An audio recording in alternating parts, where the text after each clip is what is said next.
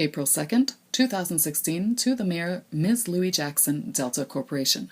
April 1st, 2016, not a prank. Subject, test glyphosate in Delta's water, soil, and food.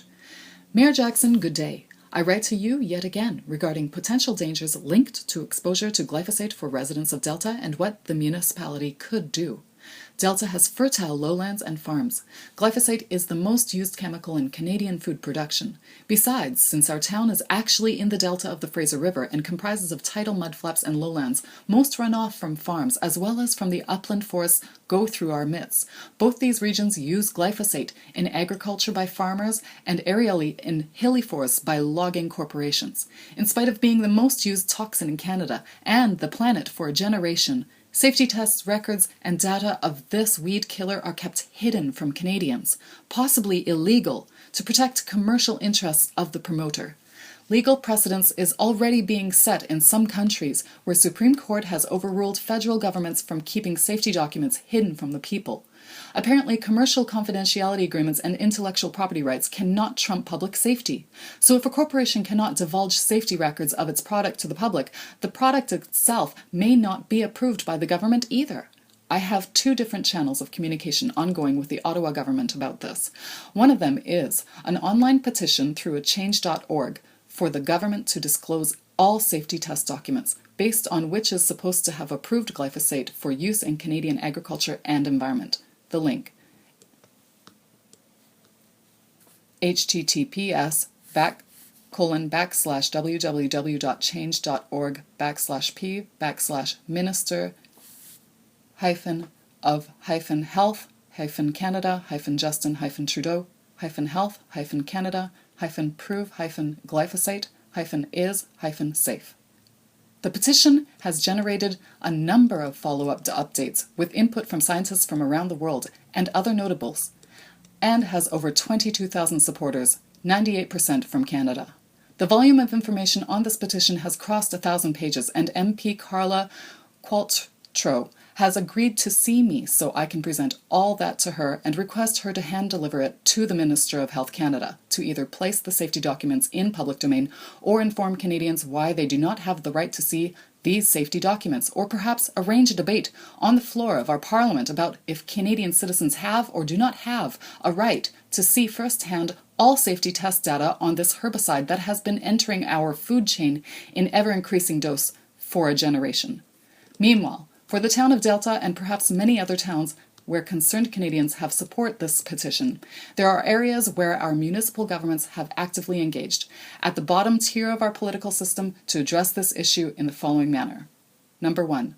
Start having our food, water, and soil tested for concentration of glyphosate. This could not even be done just a few years ago since labs did not offer such services, especially about testing our food for glyphosate. But this can easily be done today. Increasing number of accredited labs are offering a high-quality service, and some of the labs are nearby, such as in Burnaby. This testing is legal and reasonably easy to do for a municipal corporation. The reason so many labs are now scrambling to offer this service is because our government has started a massive effort to test our food, but behind closed doors, more or less from the time World Health Organization decided to reclassify glyphosate as a probable human carcinogen. Number 2. Start placing these test results online and available for any research student, scholar, scientist, or concerned citizen to read, download, and follow up on, should they do desire. Number 3. Inform all parties such as farmers or loggers or nature park managers that samples will be drawn from their areas after application of the herbicide or when its concentration is noted to be the highest, and also in off-season to get an idea of seasonal variation and to start tracking the toxic load in regions within Delta. Number 4. This data should be available to local hospitals and doctors to check if reports of skin rashes, gastrointestinal or autoimmune disorders, especially among children, seem to be following the rise and fall of the prevalence of glyphosate, in which case any research organization would now have some data to start working on. To investigate if some ailments might be linked to glyphosate exposure.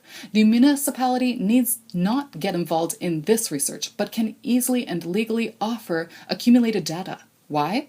Because that ought to be our first line of defense against environment-induced ill health, and it ought to be the duty of our town council to ensure the residents are protected from the most used and most controversial agriculture and environmental toxin in Canada.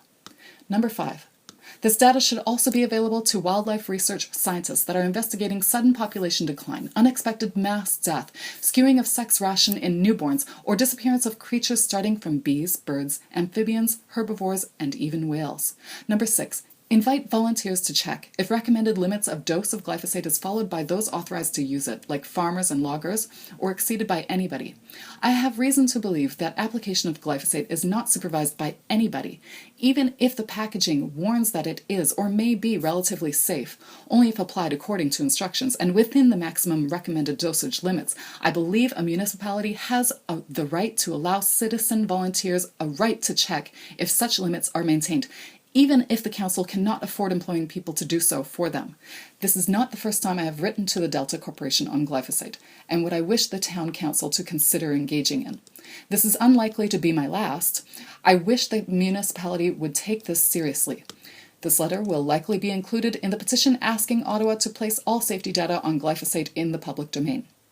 The reason this letter, others written to other politicians, will be included is that battling indiscriminate use of an untested, it remains untested as long as the tests are hidden from people, and potentially hazardous chemical will need to be challenged on multiple fronts, and the people would need to engage in it directly and apply pressure on the politicians.